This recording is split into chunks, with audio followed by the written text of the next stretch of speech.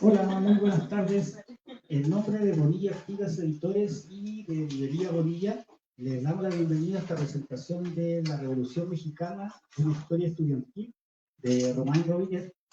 Para esta ocasión contaremos con la presencia del autor, Román Robinet, y de Jaime Ortega. Bienvenidos. Muy buenas noches. Se escucha ahí, ¿verdad? Muy buenas noches. Es muy grato estar este viernes lluvioso aquí, lluvioso de verano, con todas y todos ustedes en Bonilla Artigas Editores, la librería que generosamente ha aportado el espacio para esta presentación. Vamos iniciando, vamos a esperar que se sumen las y los compañeros que faltan. Vamos a hablar el día de hoy, vamos a establecer un diálogo con Román Robinet, que nos está visitando desde Francia el día de hoy. La Revolución Mexicana, una historia estudiantil. Bueno, a mí me gustaría plantear un par de comentarios primero iniciales, muy breves, para ubicarles a propósito del libro y después entablar un diálogo a partir de algunas preguntas al autor. Lo primero que hay que decir es que el libro quedó muy bonito, la edición es bastante bella, quedó bien armado, tiene un prefacio además de Pablo Picato. Es un libro trabajado sobre la idea de ubicar el papel de eso que comúnmente llamamos el movimiento estudiantil o los movimientos estudiantiles en el momento previo a la guerra civil, en el momento posterior, postrevolucionario, la construcción del Estado y los grandes debates que las y los estudiantes, mayoritariamente hombres en ese momento, establecieron con los grandes temas de disputa por la nación. Estoy refiriendo, está el problema del voto femenino, está el problema de la Constitución, va a estar, por supuesto, la educación socialista, va a estar la Guerra Civil Española, van a estar los grandes temas, la autonomía, por supuesto. Y lo primero que quisiera preguntarle al compañero, al colega, es a propósito del desplazamiento que hay de la categoría de juventud, que es la primera categoría que aparece claramente articulando a todos estos,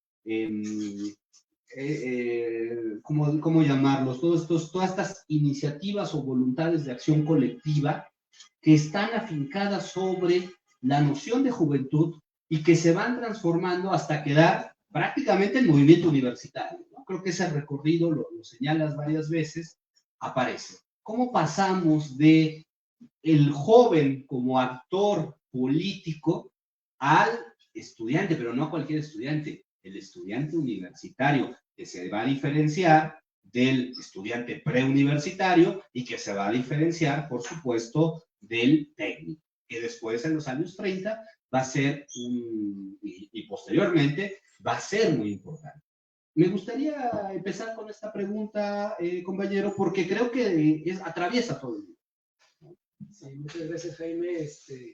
¿Me escuchan? Sí. Bueno, entonces, la categoría juventud y la categoría estudiante no son excluyentes, y en la época los estudiantes tienen un discurso pues tienen como el monopolio de la juventud. O sea, hablan en nombre de la juventud y se piensan ser como que la juventud legítima, ignorando a la juventud agraria, obrera, por ejemplo, ¿no? La juventud popular de manera general. La categoría joven o la juventud, bueno, si bien es una expresión literaria y es todo un imaginario, no logra ser una categoría organizativa. Bueno, la iglesia es pionera a partir de los años 10 en organizar a los jóvenes, pero lo hace a la par de la organización de los estudiantes. Entonces, la categoría joven tiene poco peso organizativo, digamos, antes de finales de los años 30. Ya a finales de los años 30 ya es casi ya la era de los jóvenes organizados como masa política, digamos. Pero antes es la categoría estudiantil que va a permitir pues organizar a esos estudiantes en su diversidad. Entonces, cuando se habla de estudiante en los años 10, 20, todavía hay la idea de unificar a todos estudiantes diversos, estudiantes de escuelas de tipo universitario, facultades, estudiantes de escuelas técnicas, de escuelas normales. Todos esos son estudiantes. Y luego, cuando la Universidad Nacional obtiene su autonomía en 1929, pues ahí pues hay una ruptura, ya no hay una comunidad de destino entre todos esos estudiantes. Por un lado están los universitarios, que están ahí sacralizando a su autonomía, y por el otro lado, pues los técnicos y normalistas que se quedan huérfanos del primer ímpetu del movimiento estudiantil. Aprovecho para plantear la segunda pregunta, contextualizando.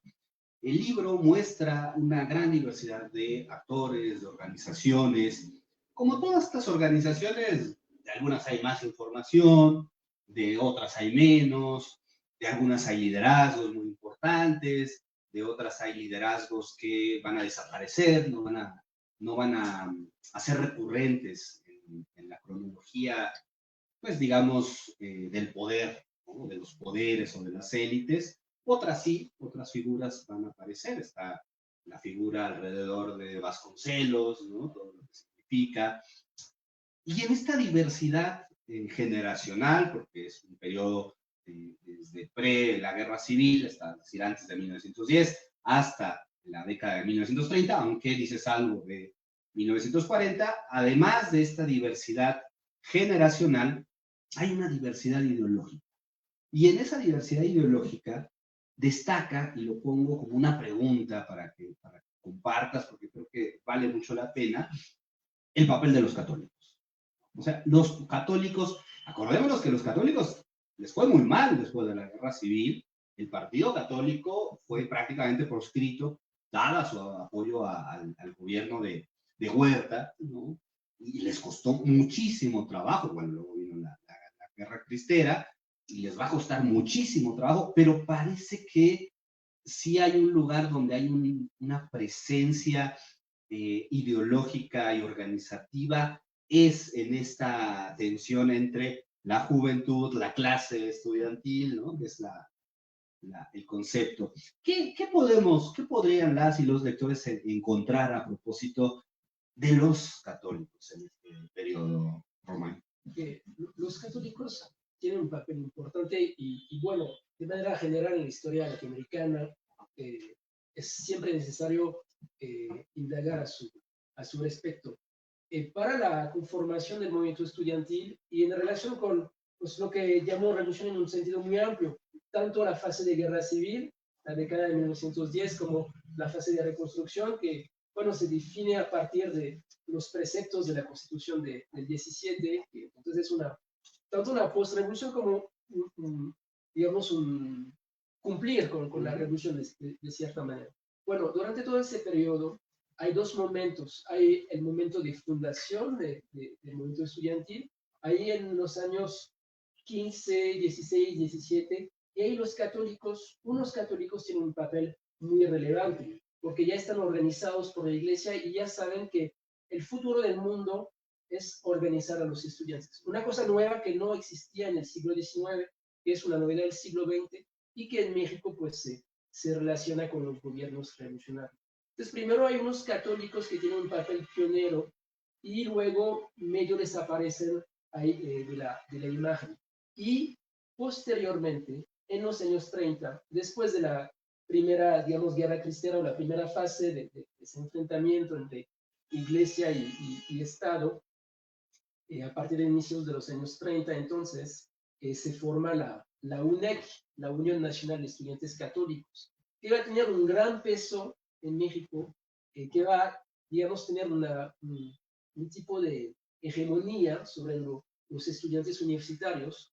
Se van a seguir mucho a esa UNEC muy, muy ofensiva, y después esa organización pues va a ser un semillero para la derecha mexicana, para la fundación del Partido Acción Nacional, que es como un lugar donde desemboca toda esa generación. Sí, es muy interesante porque retrata esta reaparición del activismo católico de manera civil, digamos, ¿no? En la vida urbana. Y hay un momento en el que todos son revolucionarios, ¿no? Y esta parte es de las más interesantes porque estamos acostumbrados a la revolución conceptualizada por el grupo sonorense, claramente es la modernización del pequeño capitalista, vamos a decir, la revolución agraria, ¿no?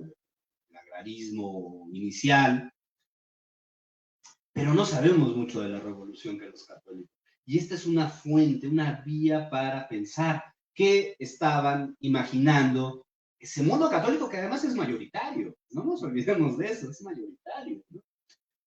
Paso a otro tema que es... Te voy a interrumpir un poco, sí, sí, sí. porque es verdad que hay que explicar eso, porque esos católicos de los años 30 se definían, se presentaban como revolucionarios y en cierta manera eran rebeldes, porque ellos estaban como del lado de la rebeldía ante un gobierno que era el gobierno anticlerical, un gobierno que sospechaban de infiltración protestante, de infiltración yanqui, y entonces esos jóvenes católicos aparecían como rebeldes y tenían todo un discurso de compatibilidad entre catolicismo y revolución.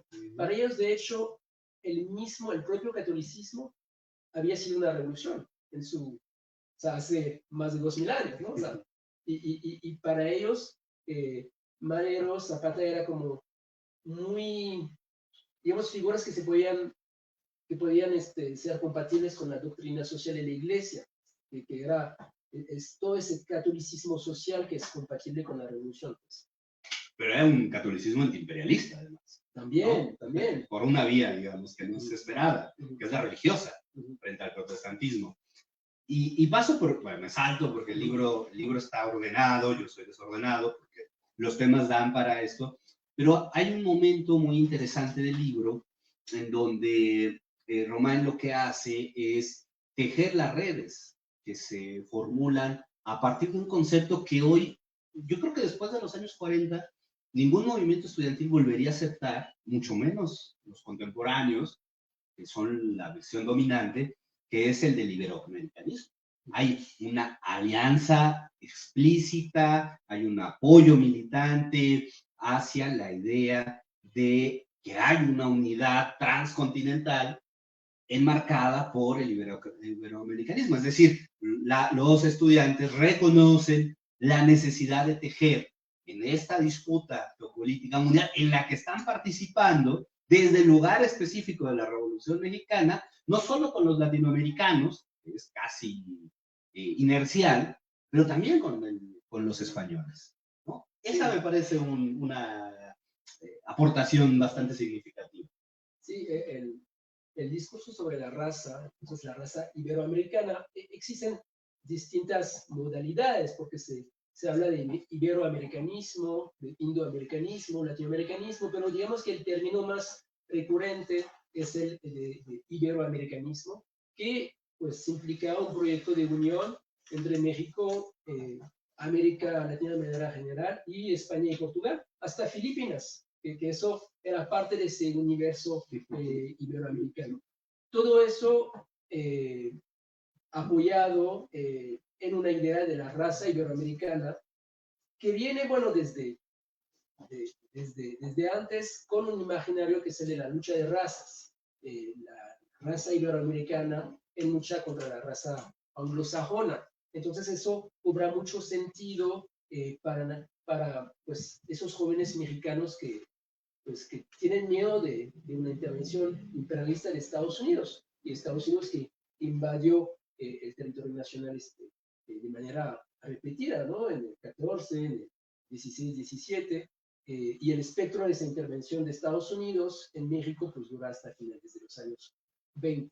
Entonces, a partir de ese imaginario racial, que era casi una obsesión para esos estudiantes, o sea, algo muy sorprendente es que los estudiantes querían que el 12 de octubre, el Día de la Raza, fuera también el Día del Estudiante en México.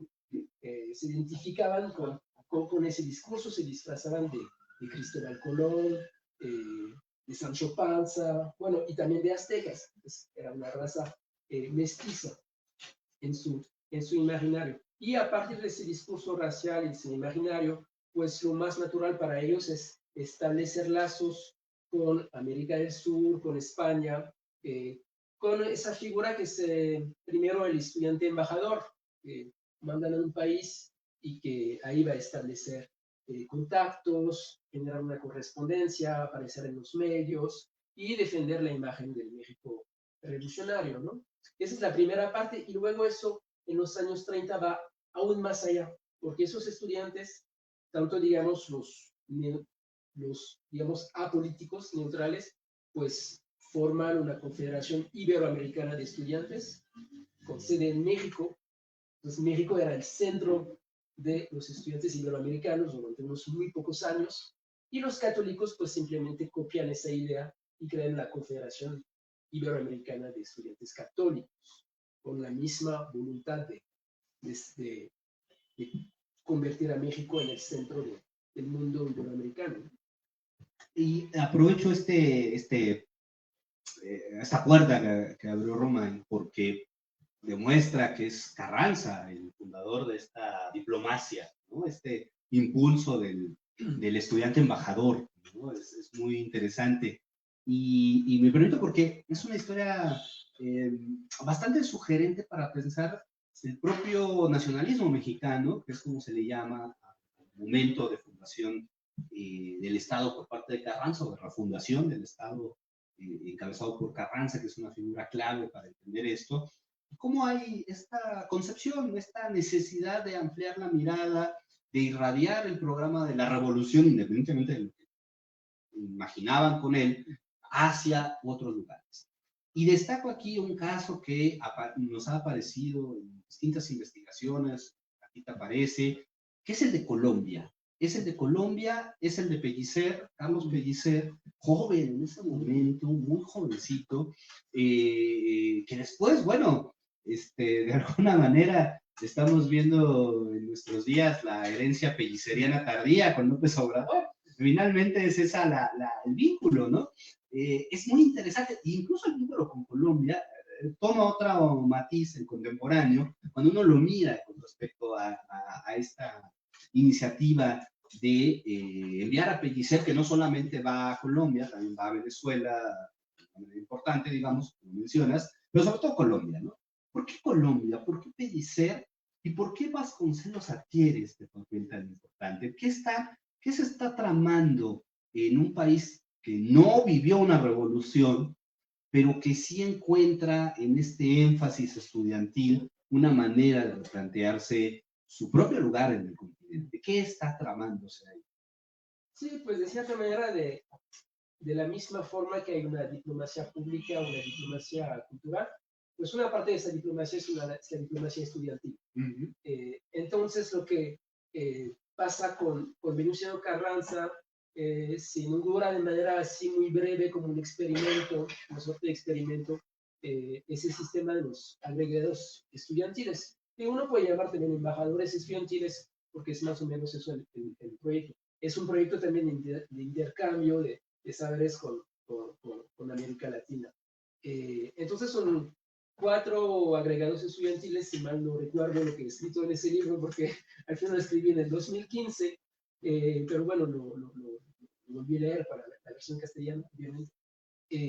Bueno, son muy pocos y de hecho los estudiantes en México organizados, ellos pensaban generalizar ese experimento y querían ser ellos los que seleccionaban a esos estudiantes que se iban a ir a Colombia, Venezuela, como Pellicer.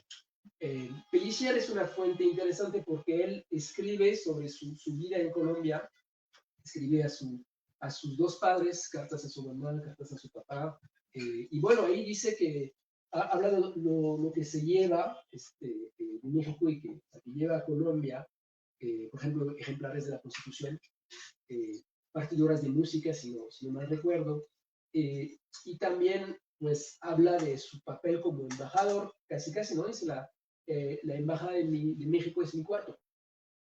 Es una de sus frases. Y bueno, él es abiertamente carrancista, escribe a sus padres que celebró la muerte de Zápata, por ejemplo. Entonces es muy en esa, pertenece a ese mismo panorama político, digamos. Y es importante su figura porque después cuando vuelve a México, él tiene un papel casi protagonístico en desatar digamos, la ruptura de relaciones entre México y Venezuela, porque Venezuela estaba bajo un gobierno tiránico, ¿no? Con Vicente Gómez. Entonces, Vasconcelos, que provoca esa ruptura por su papel, pero el estudiante que alimenta la crítica a Venezuela es Pellicer. Entonces, tenemos el caso de un estudiante que fue como un embajador en otro país, en Colombia, que conoce muy bien también Venezuela, y que va a escribir en la prensa hay una crítica vehemente del régimen de Juan Vicente Gómez. Y eso provoca una ruptura de la relación entre Venezuela y México durante 15 años. Es muy sugerente ver cómo algo tan aparentemente inocuo, ¿no? Finalmente termina, porque hay un ambiente de tensión muy importante en esa década y México está jugando un papel de disrupción del propio orden oligárquico regional y los estudiantes están siendo el motor, en parte, de esa disrupción. Estaba buscando algunas partes que me gustaron mucho del libro que tengo señaladas y quiero pasar al tema que ya me interesa, ese es el que más me interesa a mí, que espero nos puedas hablar en este momento. Es el tema.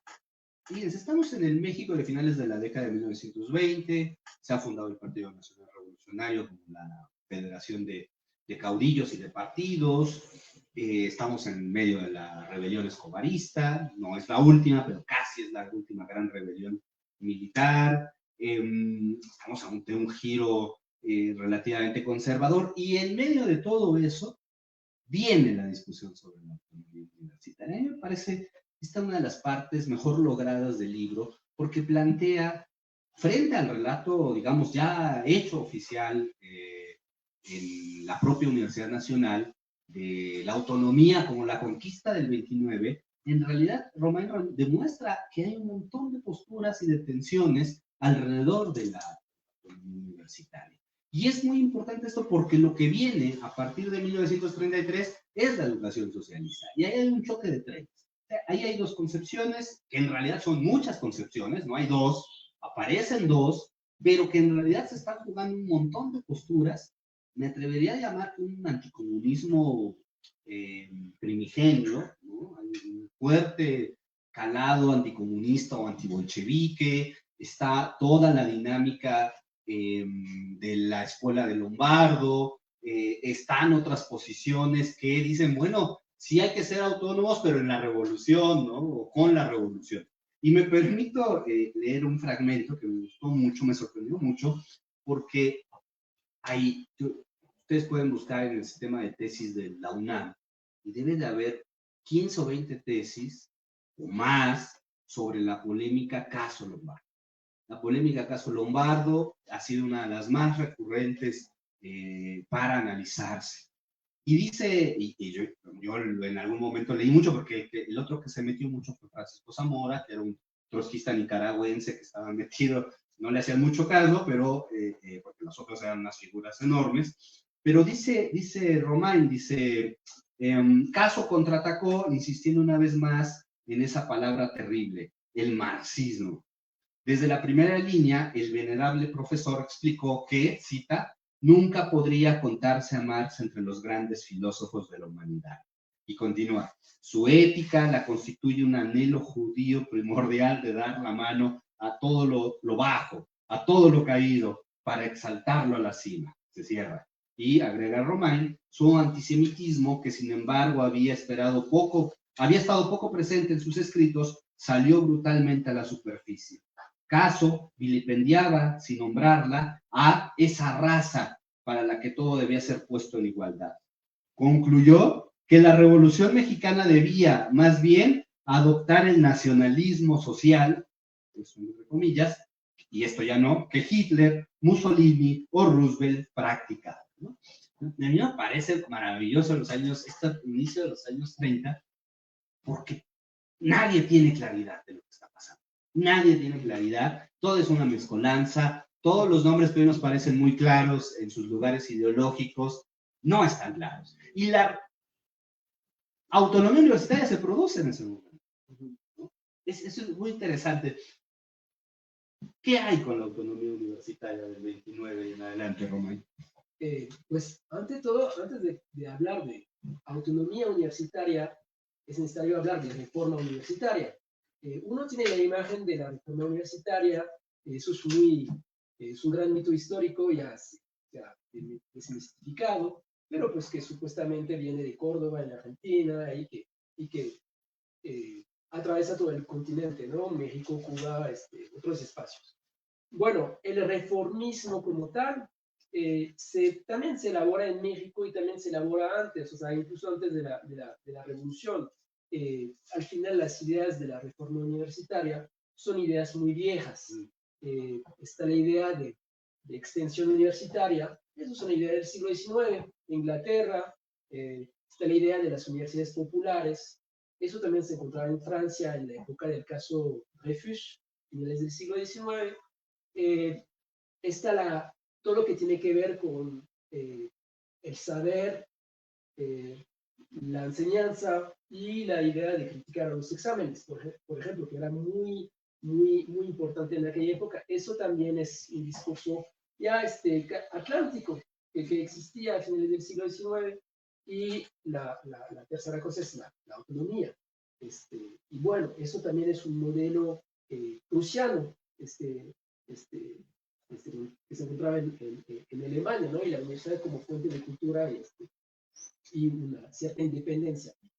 Son ideas que tienen su importancia en el Cono Sur y que también se desarrollan en México más o menos de la misma manera, y la reforma de Córdoba para llegar a este punto pues aparece más bien como un espejo y confirma lo que ya finalmente los mexicanos, digamos, por decirlo de manera muy corta.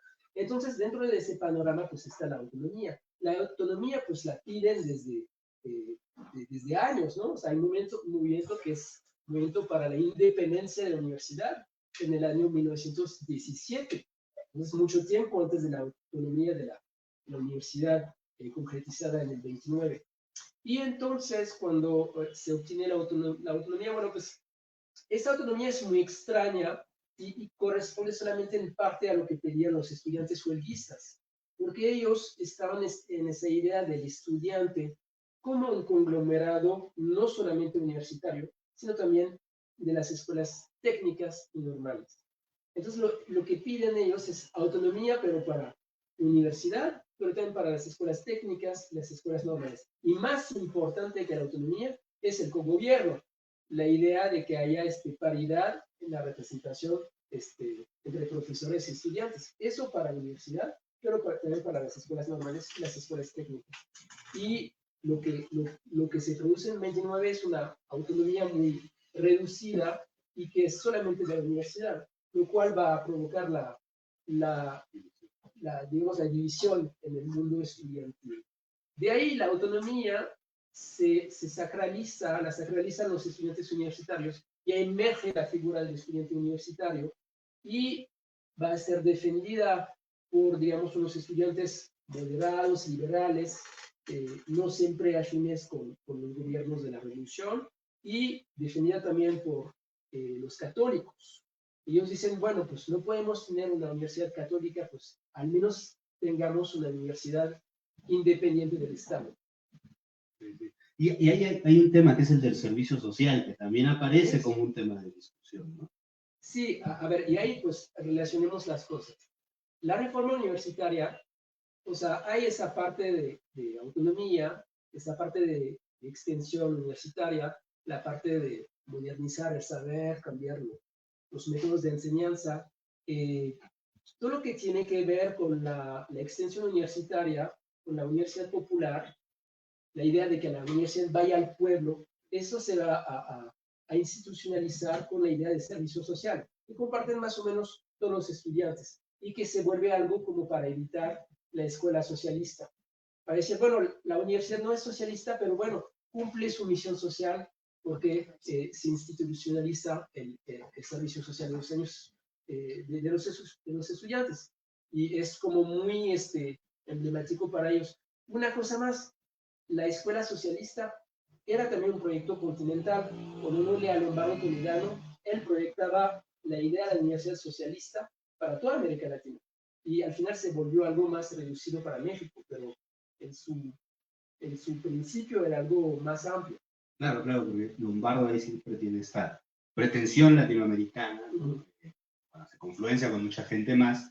Me permito contarles, porque hay un momento muy divertido del libro, donde Romain expone los argumentos de los estudiantes de Derecho para no tener exámenes, porque los estudiantes de Derecho decían, lo nuestro es práctico oral, nosotros no tenemos. Entonces, una de las grandes demandas es en contra, particularmente los estudiantes de Derecho, de la jurisprudencia, en contra del examen escrito, ¿no? Entonces, es parte de esta confusión, pero también certeza ideológico-política. Me permito avanzar un poco más, Román, porque, bueno, ya llevamos un rato aquí hablando. Creo que la figura de Lombardo va a volver a aparecer, porque además es muy interesante. Lombardo está siendo motivo muy importante en la CROM, ¿no? En su ruptura con Morones. Aquí tienen un libro sobre Morones, pueden también consultarlo, y Artigas, la biografía de Morones. Pero también está siendo muy importante en este mundo, en este otro mundo. Pero más allá es como se van a acelerar los cambios tan rápidamente, y Lombardo, que está en disputa con Morones, Lombardo, que está en disputa con Caso, pero en pocos años vamos a ver la unificación de las grandes organizaciones de masas en el Estado, del gobierno de Cárdenas, ¿no? Hay un cambio con el gobierno de Cárdenas. Claro, había estudiantes simpatizantes de Carranza, de Obregón, de Calles, pero con Carranza ya incluso toman el nombre, con Cárdenas, perdón, toman el nombre. Es decir, algo se movió en el año 33-34. ¿Cómo explicar y que va a tener fuertes repercusiones en la próxima década, ¿no? ¿Qué fue lo que sucede? ¿Qué fue lo que sucedió en este periodo? Bueno, el cardenismo hay leído como política de masas, ¿no? Como la voluntad de que las masas tengan un papel político y que luego tengan su lugar en el partido hegemónico. Bueno, se volvió hegemónico después. Ahí lo que pasa es los estudiantes de izquierda pues se quedan a la periferia del movimiento estudiantil, que es dominado por los católicos. Entonces ellos van a formar una confederación de estudiantes socialistas, luego cambiar de nombre, pero es más o menos la misma rama. Un personaje importante en eso es Carlos Madrazo, también hay libros de Carlos Madrazo. Ahí está. Y bueno, digamos que la reflexión de Madrazo y de Lombardo y otros es que el estudiante ya no es una categoría válida, porque el panorama es la lucha de clases. Entonces el estudiante es como, no es de una clase ni de otra, tiene que tomar posición. Entonces la categoría que se va más bien imponiendo es la de juventud.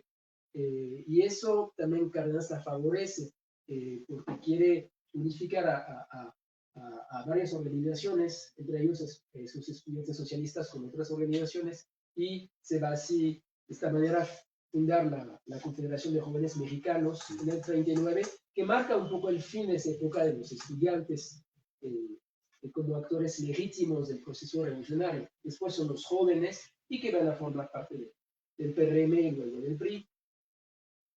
Sí. Es justo esta es la parte final, y me interesa destacarla por varias razones, ¿no? La primera es el papel que está teniendo en un país que está reconstruyéndose, un país mayoritariamente con jóvenes, y que además matiza muchas de las interpretaciones canónicas sobre la política de masas, incluida la de Arnaldo Córdoba, que es primero la preeminencia obrero-campesina, ¿no? O sea, sí es preeminente, pero los jóvenes obreros y los jóvenes campesinos tienen un lugar distinto, ¿no? Hay toda una política de organización de gimnasios y grupos deportivos que están dentro de las organizaciones de masas, fungiendo un poco como grupos de choque, ¿no? Hay toda una historia, las milicias, todo esto que se hablaba en la época de la fundación del Partido de la Revolución Mexicana,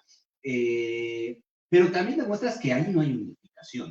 Es decir, que a diferencia del mundo campesino, donde la CNC se establece como el gran articulador y la CTM no como la única organización, pero sí la más importante, en el caso de la juventud, hay un conflicto entre la Juventud Socialista Unificada y el otro grupo, ¿no? Que está compitiéndole y que finalmente van a tratar de unirse, ¿no? En la Confederación de Jóvenes Mexicanos. Pero no logra establecerse, como sí se va a establecer el dominio sobre el movimiento obrero, prácticamente hasta el 58, y sobre el movimiento campesino prácticamente hasta el año 60. Es decir, aquí sí hay una grieta, digamos, ¿no? Dentro del esquema organizativo de la política de masa, ¿no? ¿Por qué surge esto? ¿Por qué no se da esta capacidad de articulación de las masas juveniles? Bueno, digamos que los estudiantes son como el eslabón débil de esa política de masas. La figura del joven va a servir para ampliar ampliar el poder de los estudiantes socialistas que se van a volver ahí jóvenes mexicanos ligados al partido hegemónico. Pero bueno, es solamente una parte de la juventud estudiantil o no estudiantil. De ahí, pues los católicos siguen manteniendo cierto poder en la Confederación Nacional de Estudiantes. Ahí eso va a durar hasta los años 50. Luego, en la UNAM, pues existieron varias federaciones de estudiantes ahí rivales. Es un mundo muy fragmentado, tanto en el Distrito Federal como a escala de los estados. Por eso no se logró tener un control, también porque no existía así este fenómeno de afiliación automática mediante un sindicato que llevara al partido hegemónico, cosa que existía para el sector obrero o agrario. Entonces, siempre la juventud estudiantil ha sido pues también penetrada por otras influencias, la Iglesia Católica en particular. Por eso fue siempre un terreno de conflicto. Muy bien. Bueno, pues yo voy a dar un comentario final porque ya nos estamos acercando a un buen tramo de discusión, de plática. La traducción corrió a cargo de Marco Antonio Gallardo Uribe, una traducción bastante generosa, me parece, para el lector en español.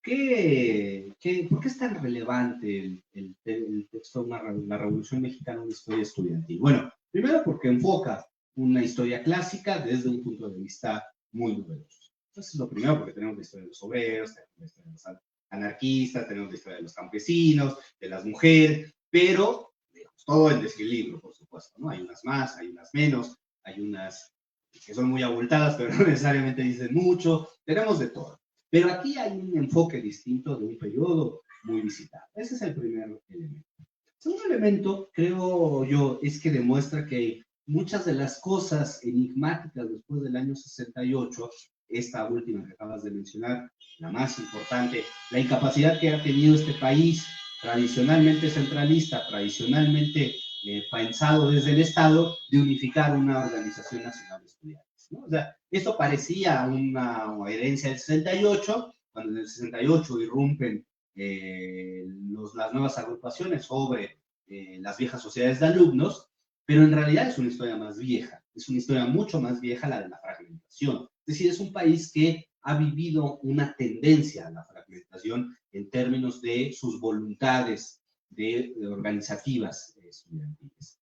Y la tercera, y la que me parece más importante, y todo lo veo por supuesto, desde otros mitos que se han establecido, particularmente el del post-68, no el movimiento, sino lo que vino después del movimiento, que es esta idea de que los estudiantes tradicionalmente tienen solo una tendencia, ¿no? Mayoritariamente una tendencia, y solamente algunas disrupciones están en contra de esa tendencia, ¿no? O sea, los estudiantes son tendencialmente más progresistas, tendencialmente más democráticos, y solo algunos grupos minúsculos fungen ahí como contrapeso, siendo más conservadores. En realidad lo que demuestra, y esta es una valía muy importante, es la pluralidad de posiciones, la diversidad de posicionamientos, incluso cuando están de acuerdo en los mismos temas, ¿no? O tienen que estar de acuerdo porque la revolución los obliga a estar de acuerdo casi a todos, es decir, somos revolucionarios.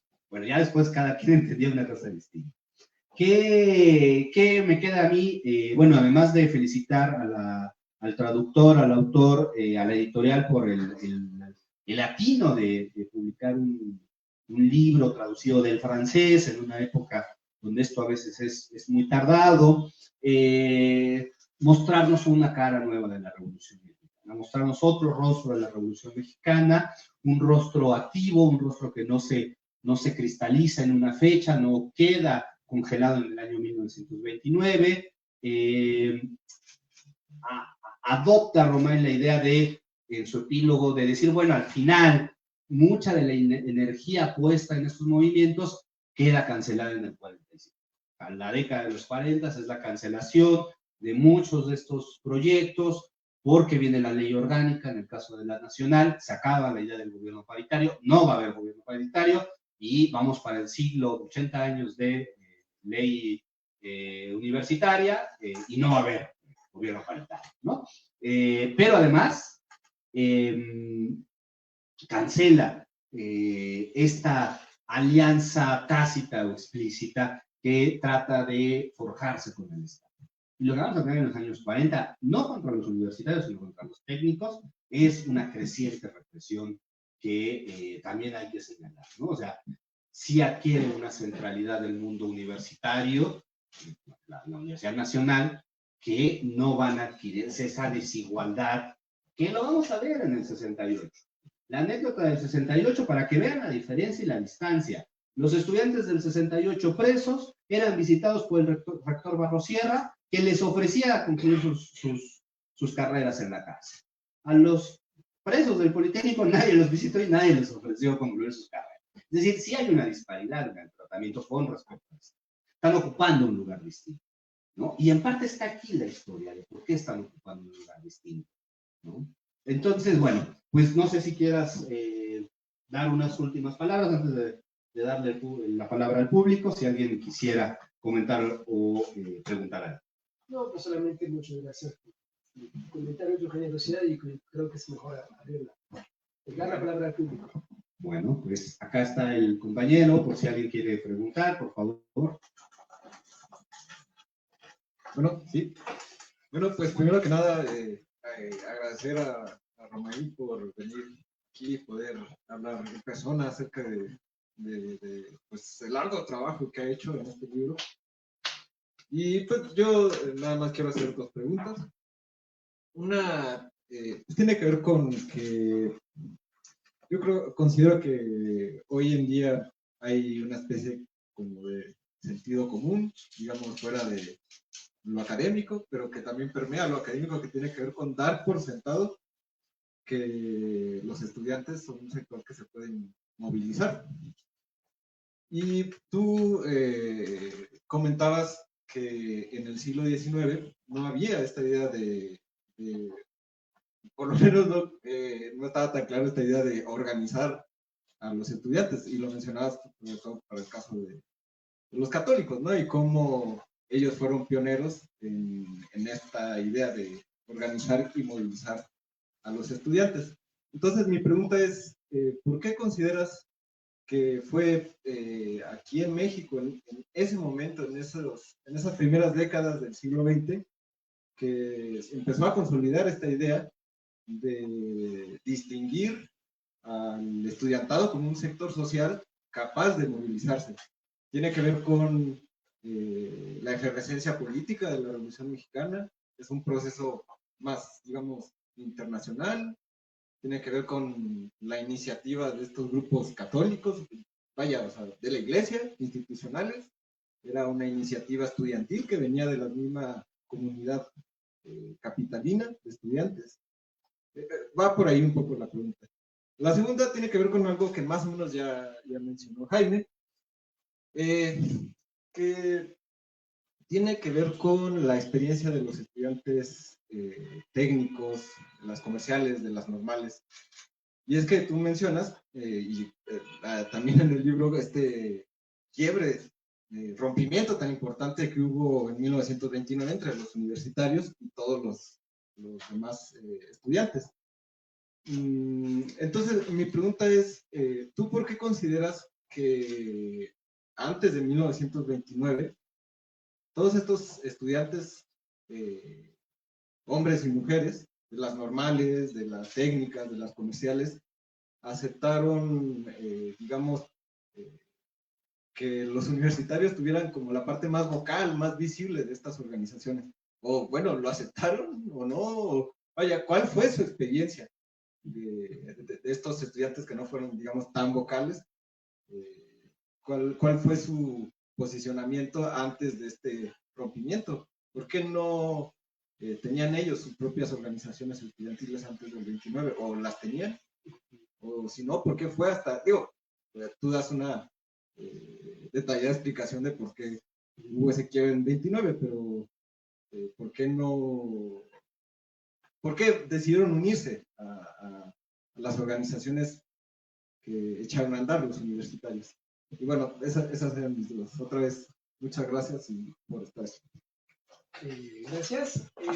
Bueno, la primera pregunta sobre pues, la idea de la unión estudiantil, la idea de unificar a los estudiantes, pues sí se encuentra, digamos, de manera declarativa y a experimentos a finales del siglo XIX, porque lo que pasa es que generalmente surge un movimiento estudiantil, así como una huelga acerca de un tema muy particular. Pues tenemos en México a finales del siglo XIX el movimiento por la universidad libre, el movimiento contra la deuda inglesa. Entonces siempre después se habla en el contexto de esos movimientos eruptivos, pues de la idea de pues, tener una organización perenne de estudiantes. Entonces se experimenta, pero no cuaja, no funciona, no permanece en el tiempo. Y a partir de 1910, todavía bajo Porfirio Díaz, pues se realiza el primer Congreso Nacional de Estudiantes. Empieza una dinámica que de seguro, si hacemos una historia como, digamos, contrafactual, pues esa dinámica pues, hubiera desembocado, yo creo que de todas maneras, en una Organización Nacional de Estudiantes, tarde o temprano. Lo que pasa es que esa dinámica pues choca con la revolución, que va tanto a paralizar como a acelerar el proceso y que va a favorecer, que va, digamos, a unificar dos ideas. La idea de que el estudiante es una categoría social legítima y que al mismo tiempo es una categoría revolucionaria. Y entonces todos los estudiantes que se unen, que se reúnen en esos congresos, pues no solamente hablan de planes de estudio, sino que hablan de la revolución, hablan de la cuestión agraria, hablan del petróleo, y entonces se vuelve una revolución estudiantil de esa manera. Y la segunda pregunta era sobre estudiantes y universitarios técnicos normalistas. Pues en los años 10, 20, pues todavía el panorama es muy, digamos, está presente la idea de unificar a los estudiantes como una organización nacional. Entonces no se divide por escuelas. Los normalistas, los de escuelas técnicas, tienen presencia en el movimiento estudiantil. Obviamente, pues digamos que los estudiantes de universitarios ya son como un poco los gallos, ¿no? Hablan fuerte, son maestros en la elocuencia, se pasan el tiempo en concursos de oratoria más o menos buenos, pero pues ellos tienen como un liderazgo ahí por ser hombres de palabra, ¿no? Con toda la temática así de género, de honor estudiantil, de que pues la clase estudiantil también tiene que ser viril, es como el gran adjetivo de la época, ¿no? La virilidad del estudiante. Y bueno, entonces van imaginando a las estudiantes de escuelas femeninas, tanto normales como técnicas, por ejemplo. Pero el proceso, digamos, se consume después del 29, porque ahí sí los estudiantes universitarios pues tienen algo que defender, que es la autonomía, y los demás no tuvieron nada, aunque sí participaron en el movimiento del 29. De hecho, hay una gran marcha donde la prensa dice que pues, participaron muchas señoritas que eran de escuelas técnicas y normales, y tanto en la capital como en los estados. Entonces esos estudiantes pues quedaron al margen y pues empiezan a unirse en una federación de estudiantes técnicos, una federación de estudiantes normalistas, y ahí pues el movimiento se va desagregando. Sí, está la FEXUM, que nos hace falta una buena historia de la FEXUM, en el caso de los normalistas, ¿no? Y de la FEDET, que esa sí fue más longeva, Sí. ¿no? Y sobrevivió al 68, ¿no? Entonces sí, es interesante ver esa, pero claro, en términos de de un cosmos de la opinión pública, siguen siendo los universitarios los actores centrales, ¿no? Entonces, ahí es interesante ese vínculo. No sé si alguien más quiera participar, comentar. Bueno, pues solamente para animarles a que compren el libro, pues Romain es un historiador muy serio, tiene como aquí estaba haciendo la cuenta, bueno, consultó archivos que ya ni siquiera se pueden consultar, como el del Centro de Estudios Filosóficos, Políticos y Sociales Vicente Lombardo Toledano, y un montón de periódicos de distintos países, estados, además de la bibliografía, es un libro bastante bien informado, y bueno, pues agradecerle su presencia, agradecerle a Romain su generosidad, y bueno, pues esperar que el libro también le suscite otras lecturas. Muchas gracias. Gracias. Bueno,